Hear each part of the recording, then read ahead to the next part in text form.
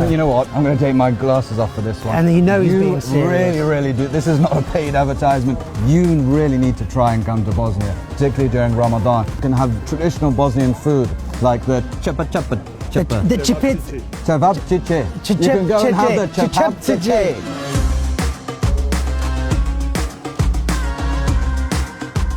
We're Christopher and Ben, and our main goal in life is to showcase to people across the world that it doesn't matter if you're black, if you're white, if you're Arab, if you're non-Arab, wherever you are across the world, Africa to China, Islam is for absolutely everybody and anybody, isn't that right? Absolutely. It's not about the threads of your clothes, it's about the faith in the heart. And we wear suits, we dress like this because in England, this is our traditional attire.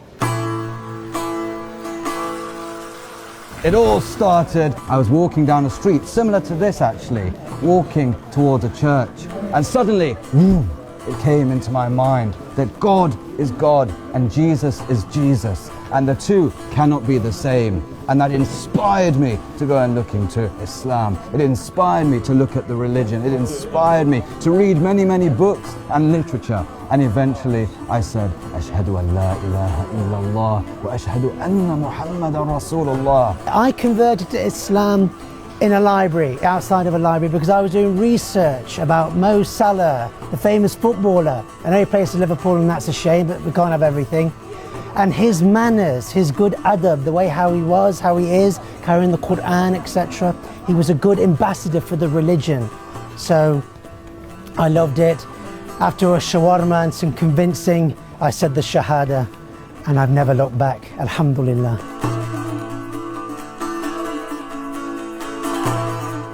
One of the biggest challenges that we find that those that embrace Islam, that come to Islam, particularly in a European setting, is that identity crisis. It's a very, very important point that when a person becomes a Muslim, they should keep their identity. They're not changing their culture, they're changing their faith. And remember that. So in British culture, like I said before, we traditionally wear suits, or did. And as the years have gone by, people have started to wear the old joggers and the tracksuits, even when they're not going to the gym. And sometimes, well, not him, not us, we're not guilty of that, of course not, but we wanted to also look back into our heritage, and if anything, we've become more British since becoming Muslim. And an example of that is going to places like this. We'd be going down to the shop and we'd find beautiful shoes. This is sometimes a staple of British gentlemen's attire. The brogue, how beautiful is that? And this is a fine example of when a person becomes a Muslim, they don't have to change their footwear. They don't have to wear Crocs or the sliders. You can wear a brogue.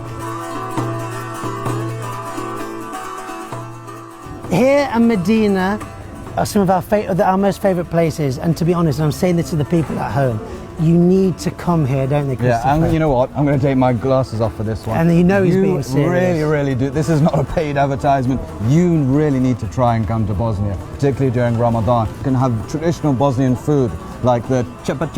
The chipit. Cevapcici. You can go and have the cevapcici.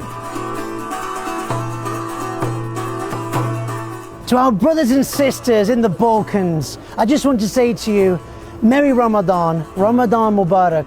I'm so proud of you all. You've made me feel so welcome, and Christopher and the rest of our team. And I just want to say, keep going. Despite all the hardships that you've been through throughout history, you still greet people with a smile. You make people feel welcome, and it's so, so important, especially in this current climate of things.